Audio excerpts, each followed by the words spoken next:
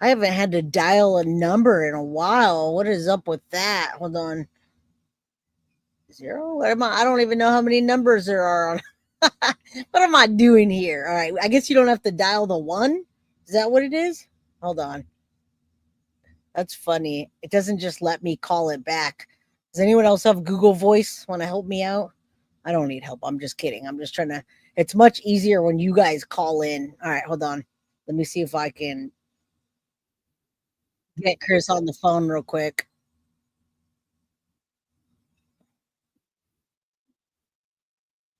All right, I'm trying to call. You guys can't hear it yet because if he doesn't answer, I can't. All right, Deb, can you hear me, Deb? I am calling right now.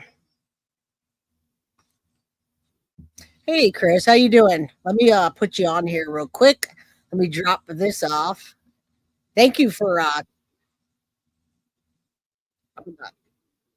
I actually like your dad jokes, man. Hold on, let me put this on the right thing so I don't share your number. I don't want to be a goofball. All Mute right, that. all right, we can hear you. Come on, Deb. Don't make him tell you again. Just kidding. All right, Chris, we got you. Can you guys hear him? I can hear you. That's all that I can matters. hear you. All right, what do you got? Um, so I'm going to share with you the events that took place on that Monday, Okay. Oh, good. and then kind of take you through the days afterwards. Okay. So I get a call about 1:15, 1:17 from Stefan, and his voice sounds a little off. And then he would chat a little bit, nothing of any consequence. And then he says, "Oh, I had a flat tire." Oh, Really? Where'd you have a flat tire? 192. um, Oh, okay. Now that's a very busy highway. It's a 4-lane highway. Maybe yeah, it's even 6-lane, but it's a very busy highway. A lot of commercial right. businesses there. And so he tells me that he ran the tire off the rim. I go, you what? On a busy highway with commercial businesses all over the place. Why didn't you just pull in the parking lot? Well, I was in the inside lane and I just couldn't get over. Okay, lie number one. Right. So anyway, I said, well, take it straight over to the tire place, and I'm sitting there adding up the dollars and cents this is going to cost me because not Uh-huh. only do you have to replace the tire, you have to replace the whole rim. Right. So it's going to be a very expensive repair. So I Right. take it over there and get the tire fixed because it's one of these um, temporary tires. You only got 50 miles to drive on the thing. Right. So we ended the conversation, and then a few hours later, it was just a few minutes before 5, and I know the exact time because when the phone rang, I looked at the phone to see who it was, Right. and I said, "Wow, 4:54." I said, "This is really kind of strange." The hair on the back of my neck went up because now I'm getting 2 calls from him Right. in the same afternoon. And keep in mind, when Stefan went away, you very rarely ever heard from him. Right. Right. Right? He was only gone for a temporary amount of time, and you would never hear from You him. know, Now I hear yeah. from him twice in one afternoon. Right. So he starts to tell me, well, I'm on my way over to Jen's mother's office because um, something happened with Maddie. Maddie wasn't in school all day. Right. And then he proceeds to tell me that he dropped her off, gave me the whole scenario, just like the story that we've all heard. Right. The script.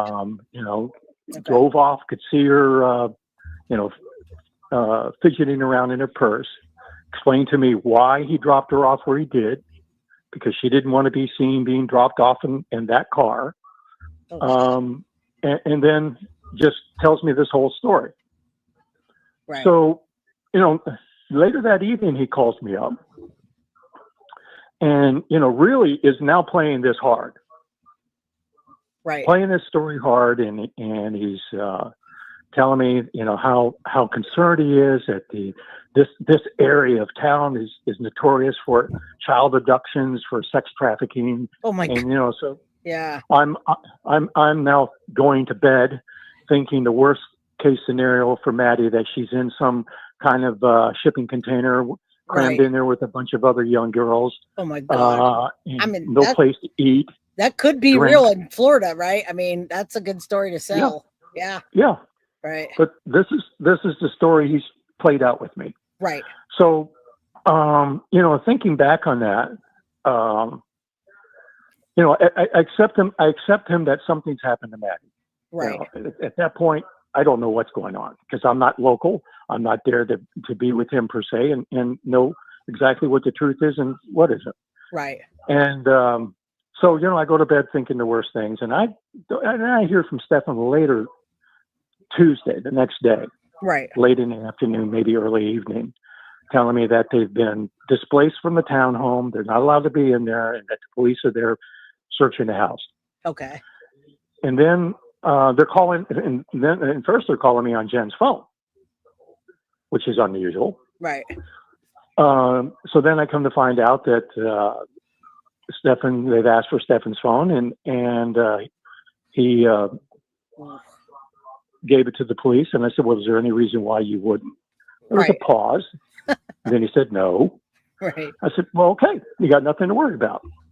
I wish I had been aware of the news interview Tuesday morning because my conversation and tone with Stefan at that time, because I'm just still gathering facts myself, right, trying to understand what's taking place, and all I've got to go by is what he's telling me. Right. But I wish I'd seen that interview that Tuesday morning because I would have seen right through it, just like everybody else did. Right. And so then I guess that call Tuesday was around 7 p.m. About 10 o'clock, 10:15, I had turned in. Phone rings, and now it's Stefan again. And he said, Can you come up to Orlando? And I said, yeah, like now? He said, yeah. I said, why? He said, well, just for support. I said, okay. For So financial support? Well, I don't know if it was financial. It wasn't asking for money. Oh, but, okay. I thought you rented the. I guess I thought you rented the hotels. I guess I can ask you that. No, question. they paid their own, but I did pay for the dog to stay. Okay. All right. Which is equivalent to a room. Right. Okay. It's $150. Right. First of all, they had called me several times after I agreed to come up about locating a hotel. And Jen said, "Oh, I found one. It's a town plaza, and it's a real affordable rate." Well, got out there and found out it was twice the money. And dogs stay free. No, dogs didn't stay free. So I agreed to pay for the dog. Right. So now this is 2 o'clock in the morning. I get up there. Well, actually, let me go back. So, we're talking around 7 o'clock, and then we talk a few more times, and we talk about where we're going to stay, yada, yada. So I get up, and now I got to pack a bag, and I'm going to jump in the shower real quick. And, I turned to Debbie when I was getting ready, and I turned to her, and I asked her a question. I said, do we really know our son? Oh. And because now I'm starting to have a lot of doubt and suspicion. If I had seen that interview Tuesday morning, I would have already answered my own question. But I didn't. So 2:15, 2:20, we get checked in. I turn to go to Stefan's room after I get in my room. And he's either acting or he's really acting like, or he's almost passing out because he's so exhausted. Right.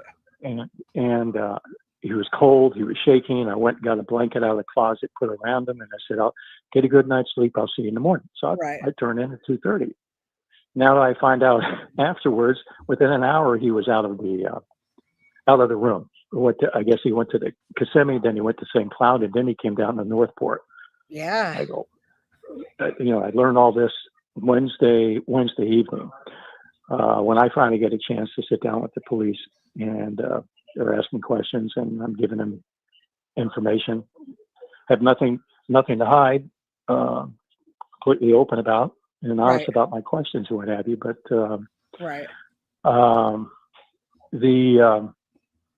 I get a call from Jen at 9:45. Now I got up early with only a few hours sleep and went over to the office in Orlando, and I get a call from her at 9:45. Do you know where Stefan is?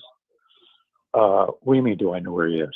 Where is he? Well, he's not here. You're like, I thought we were in the same hotel, right? Yeah. I said, well, maybe he's down in the lobby. Have you checked the lobby? No. I said, well, go down to the lobby. Maybe he's down in the lobby. And then we hung up. And then a minute later, I go, wait a minute. I call her back and I said, do you have your keys? Well, she makes this rustling noise in her purse. And then she says, no. I said, okay. Where did he go? He's got the car. So then And so I just hung up and I said, well, call me if he shows up. And then she calls back about 15 minutes later. Says, oh, I just got a call from the sheriff's department. Detectives are coming over here. They want to ask some questions. Okay. I said, okay, well, Right. what time they say they'd be there? Within an hour. So, okay, I'll come over. Right. So I popped over there, and now I'm waiting around. It's now almost 11 o'clock, and Stefan finally walks in. Right. And you're like, where have you been? Oh, I've been out driving around, and I got lost. Okay, and I didn't have a GPS, and I didn't have my phone. And I said, okay. And he crashed and went to bed. Now, I drove up there to be there and support, and the amount of time that I got there from 2 o'clock Wednesday morning, 2 a.m., 2:30 a.m., until 3:15 that afternoon, I had spent the equivalent of 30 minutes with him in increments. Right. Never a solid time together. Right. And so then I was downstairs and saw that the detectives had arrived, walked over and introduced myself to them and chatted with them a bit. And then Stefan came down, Jen came down, and they said, well, we're going to ask you to this news press. There's going to be an announcement of some sort. I said, oh, okay. And so the police and detective said, and we're going to escort Jen and Stefan. Okay. Oh, okay. Can I follow? Yeah, no problem. So I gave Stefan a spare phone. That's the last time I saw that phone.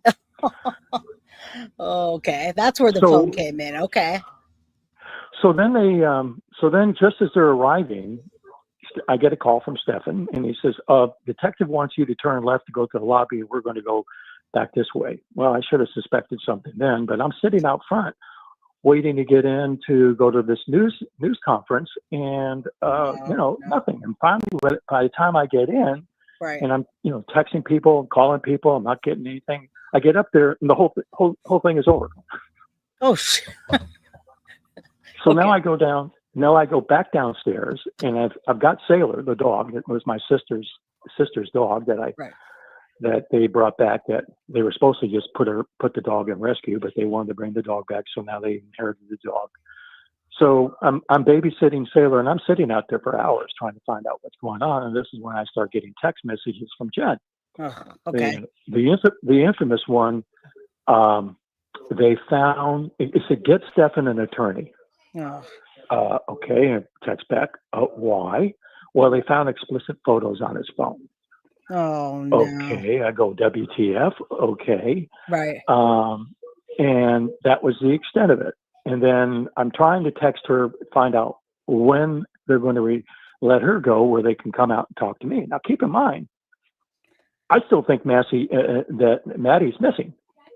Right. That she didn't make it to school. Yeah, it seems like I'm not aware of anything else. Yeah, they didn't seem to fill you in on much. They kept that same scripted story between the two.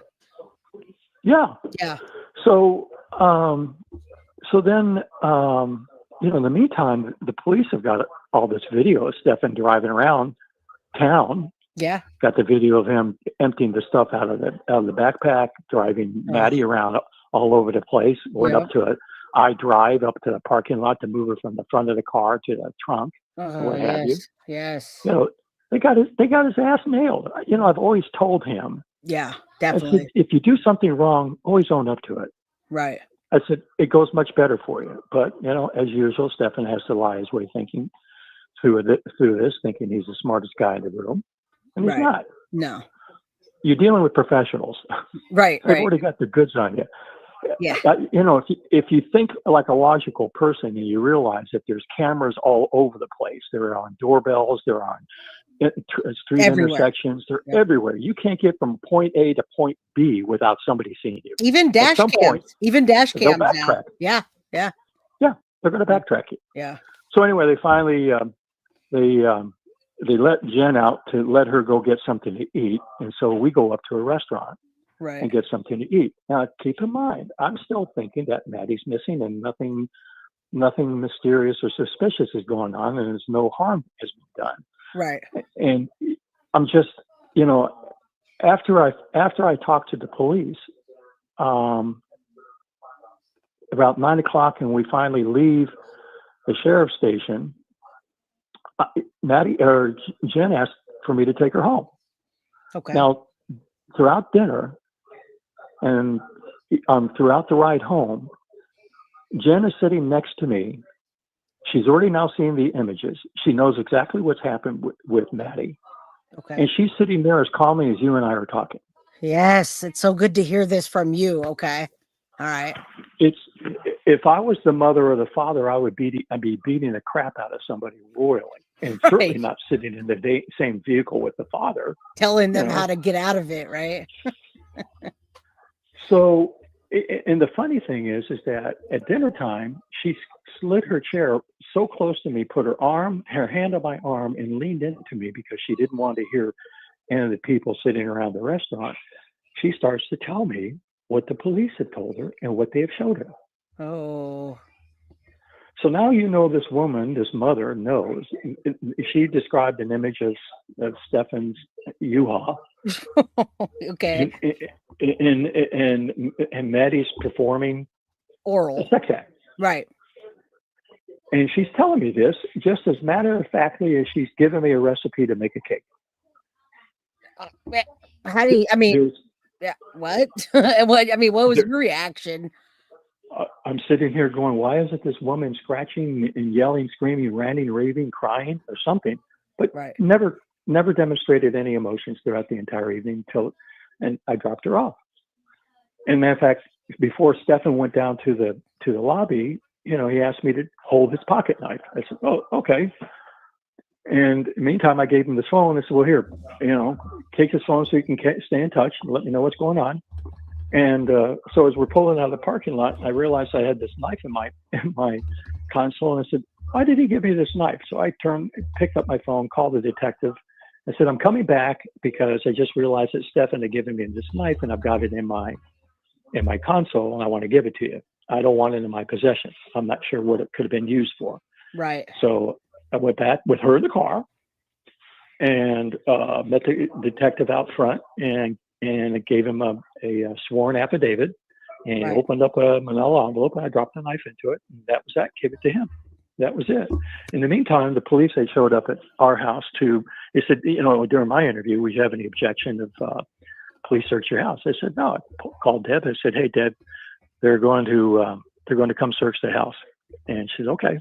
Right. So, which they did. And we all know about all that. Yeah. So anyway, when I got home and found out Friday about this interview, and I watched this interview, I said, that's it. They've got his phone. You can't deny that. You got the photos on there. You can't deny that. I don't know why he's thinking that just because that they may have obtained it illegally, that he's going to get off on the SA charges. Yep. But he's never going to win the court of justice or the public. The court of public opinion he'll be another OJ, he'll be another Casey Anthony. If he thinks he's going to get out of jail on that, he's crazy. Right. And then certainly later the first degree murder charges came across, and then his fate is sealed. Right. There's a great line in Forrest Gump: "Stupid is as stupid does," and so that's Stefan. He's Forrest Gump. Right. I mean, this is exactly the way that it's a lot more. What you said is exactly what happened in front of everybody else. So they told you the exact same thing then as everybody else. Yeah. Yeah. So I had always trained Stefan in sales that said, you need to rehearse the script and you need to do it out loud.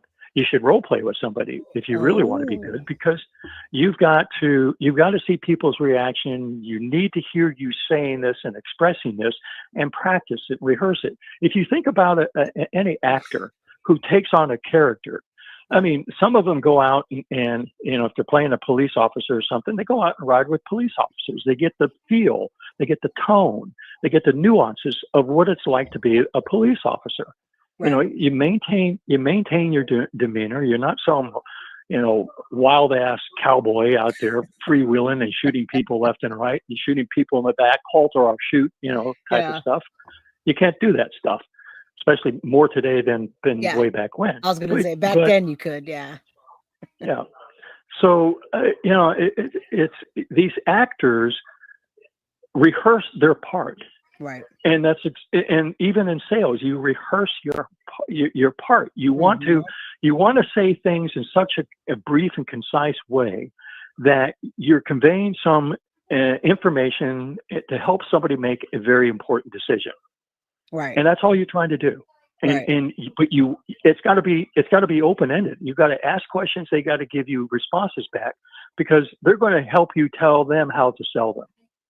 They're going to tell you what they're looking for, and if the product you have fits what they're looking for, then you want to key in on those items and tell them those things. Right.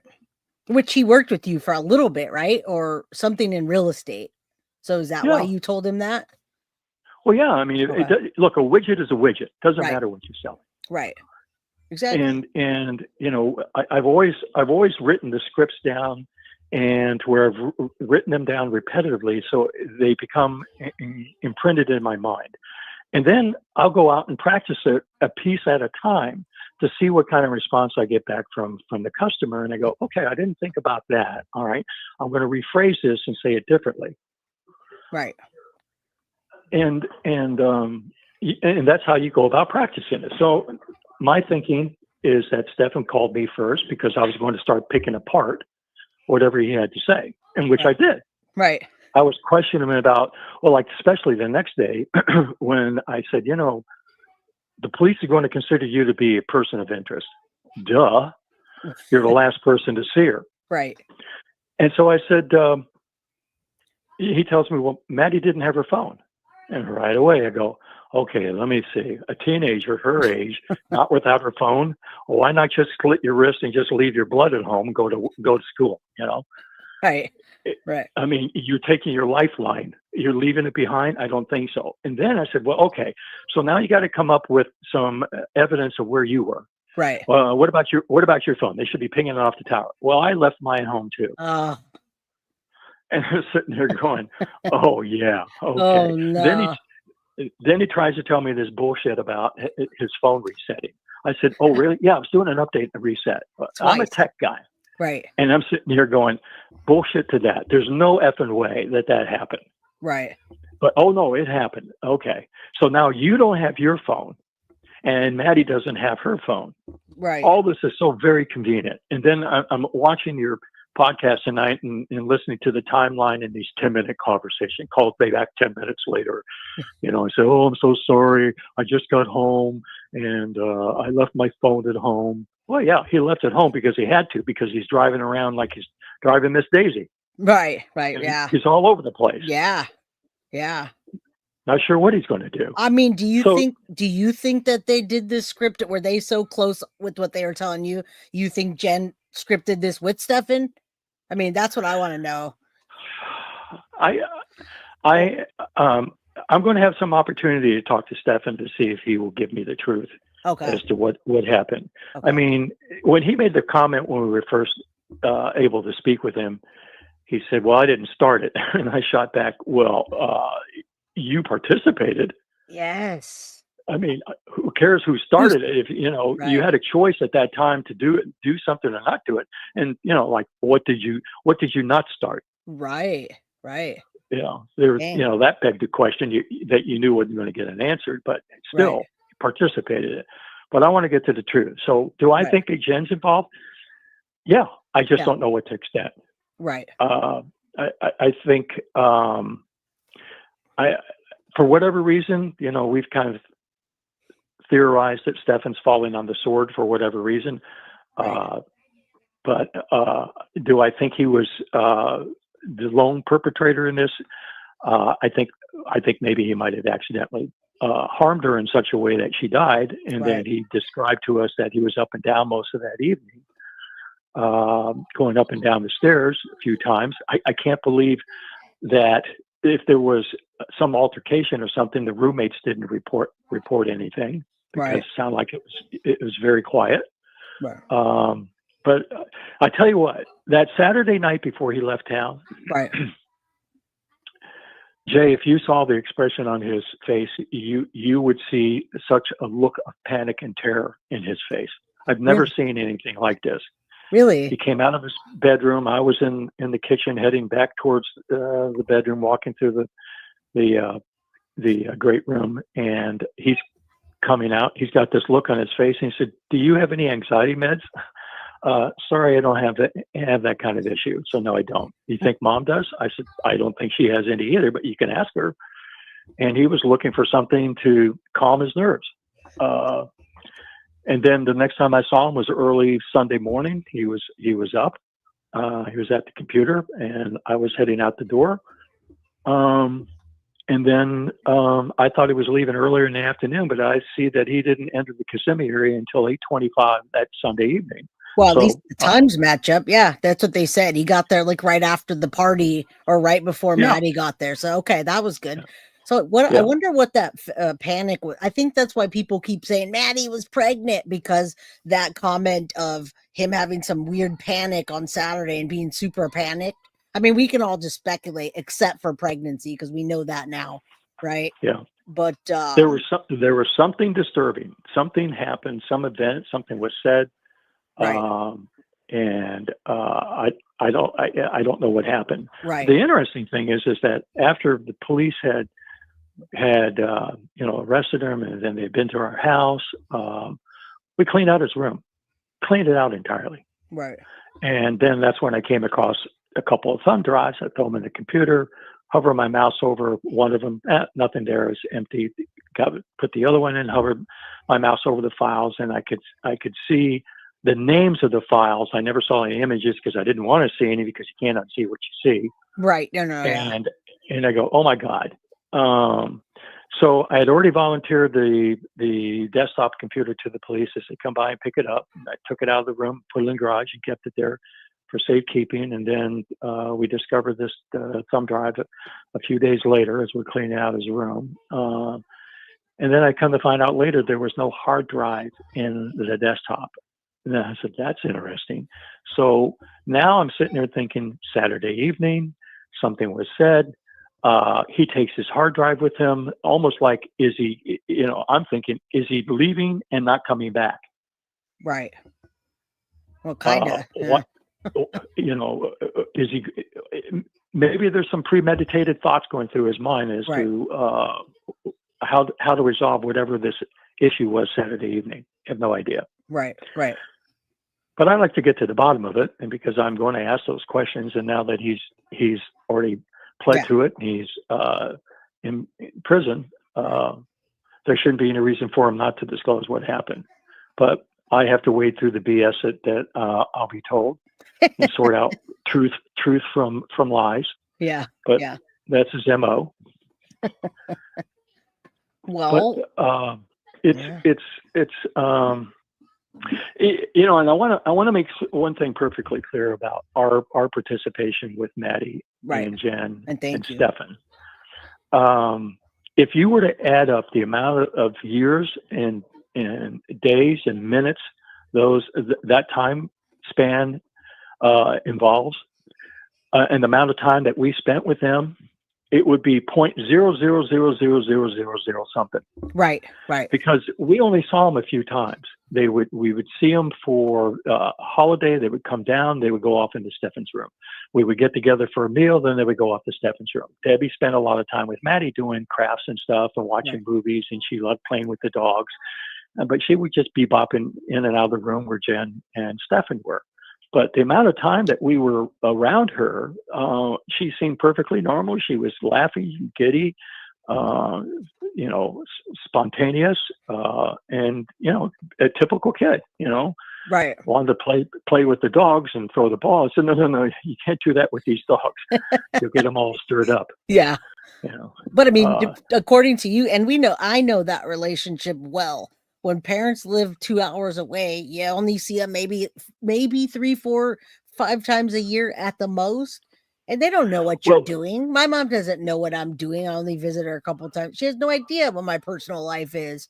Yeah. Why would you don't have GoPros on your kids? No. And we don't want to, right, Chris? We don't want to. We don't want No. to see that. Well, I mean, if you think about the stuff that you got away with growing Oh, up and I got away with growing up, I said, how am I supposed to monitor a guy that's, 20 years, he's like almost 40 years old or 30 years old. You're not supposed to be doing that. no. You should know your kid well enough. You know what I cared about? Is he doing drugs? Is Right. there drugs in the house or is there booze? As Right. long as I don't see that, I'm happy. I never thought about any of this. Right. Not in my wildest dreams. I said, well, gee, if I were to do it over, I guess I would add that to my watch out for this. I definitely put a GoPro on them. But, you give everybody the benefit of the doubt. Of course. You would never think that of your child anyway. Like, I know I wouldn't. I never think of that worst thing. Yeah. So I hear that. There's nothing, in my opinion, you guys did a lot more than some parents would do. They had to smash the hard drive and not said anything or never even turned it in. So, well, here's the problem with that. Okay. I mean, I could, what really annoyed me is I told the detective, I think Mark Davis is his name. I said, hey, I've got this evidence here. I think you guys should come get it. Okay, we'll get it. I had to remind him 3 weeks later that I was still sitting on this. Where are you going to come and get it? Well, I'm glad to hear that because that's what I was telling people earlier. They got lazy with things. Oh. Yeah. But they, so like I said, we cleaned out his room. We restored it to what the way a room should be lived in and what have you. And we got rid of everything. Right. And again, it would be very easy for me to have taken that thumb drive and just destroyed it. But you know what? I knew about it. Right. And I couldn't live with myself knowing about it. I don't care if it was damaging or not. Right. Maybe it was evidence that could help him. But I didn't really think that. But at the same time, I was not going to be complicit in a cover up for something bad he did. It just isn't in my moral character to do that. I can't do that. So could live with myself. I'd think about it every day. And suppose somebody found out differently. Now I'm really caught. Now I would have to fess up to it. Right. And then you'd be behind bars and Jen would be out. But anyway. Yeah. Well, so, I appreciate but I was you. extremely cooperative with the police and just at every turn, try to find answers to some questions that lingered out there. And that's why I had that conversation with him in July. I said, maybe Jen had described to me one SECDAC, and somehow I had formulated in my mind that I saw an image of it. And of course, I had this conversation with the detectives, not realizing they were recording me.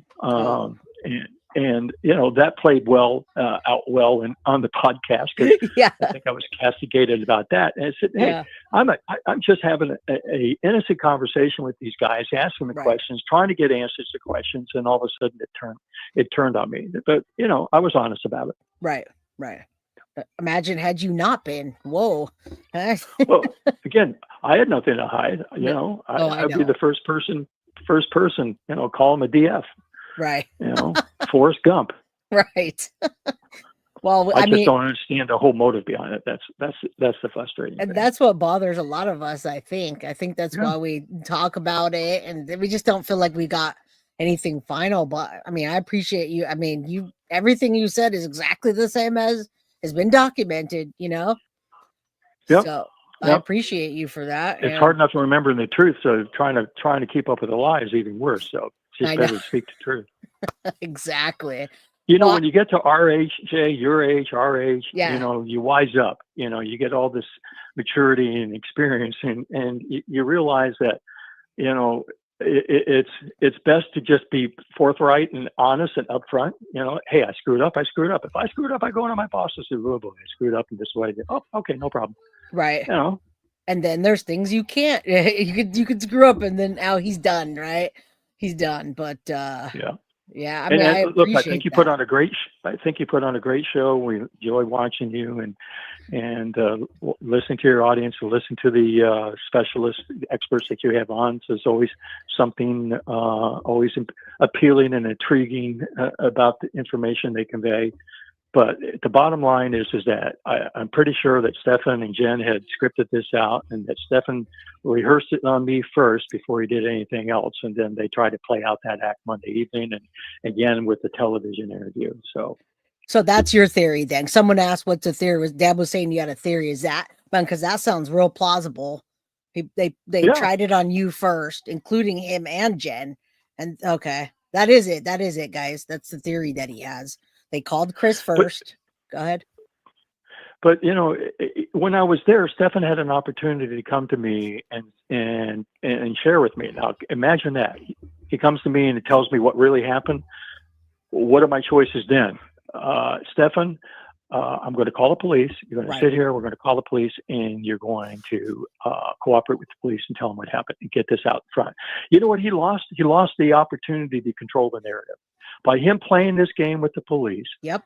He ended up where he is. He may have been able to come up with something much lesser if he had been honest and open with the police. But he lost the ability to control the narrative. He sat there for 18 months. Yep. And finally ended up with a plea deal, and this comment in court like blew me away. I know. What the F is that? I know. Oh man! I said he should have just said, "I'm sorry for causing all this pain and be done with it." But no, we had to hear this drivel. Yeah. Well, I agree with that too. I agree. I wish he wouldn't have said that, but I think he's really sticking to he loved Maddie and Maddie loved him, and I think at some point he's going to tell you a bit more. I do. Well, that's what I'm hoping to find out if I ever have the opportunity to speak with him, because I want the truth.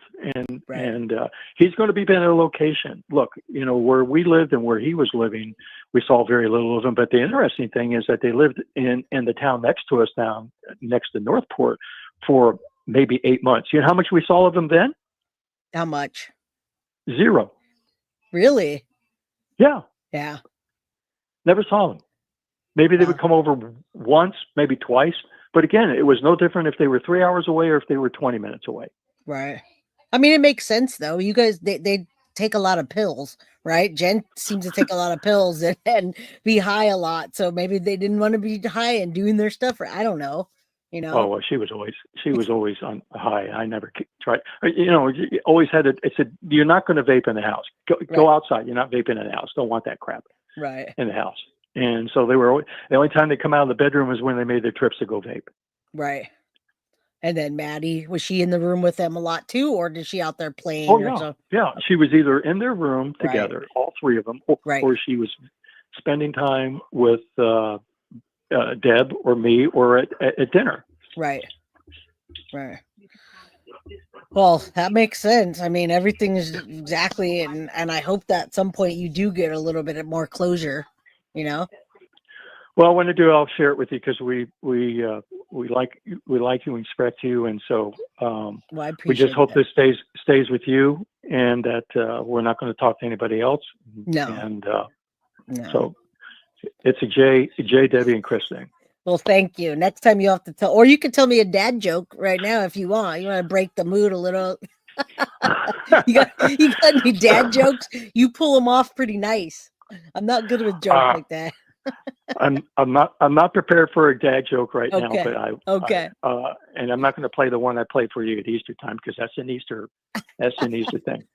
By the way, we almost share the same birthday, so happy belated birthday. Well, happy belated birthday. But you're a Cancer, right?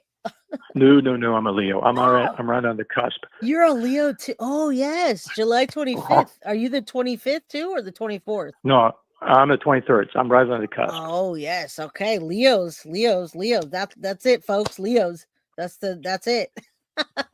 Well, thank you. Leos roar. Birthday. They do. I could see why Deb has to be so tough now, because she's got a Leo. Well, she's a bull. Oh, so you got a bull and a lion living together. That's true. Very true. Well, I do appreciate you. I don't want to take too much of your time. It was a surprise call, and I appreciate it so much, Chris and Deb. Thank you. Well, thank you. All right. Have a great evening. All right. You too. Bye-bye. All right. Bye-bye. Oh, that was awesome. Thanks, Deb. Thanks, Chris. Thanks, Deb. That was a real surprise that they called in. And like I said, I was telling you guys before, I've talked to Chris and Deb, and it's always when they're ready to talk or what they want to say. I didn't really talk much. There's a couple things I asked, but I just wanted him to be able to get out what he wanted. I'll definitely timestamp this when the video processes. We're at 2 hours. Does anybody, should we even do call in? Should we do a call in? Does anybody have anything they want to say? Let me see. I have it on do not disturb. Oh, is somebody already calling in? Oh, hold on. What's this? Okay. Wow, that was a real surprise. Definitely appreciate you, Deb. No, I did not see Chief Rocka. I don't know if you guys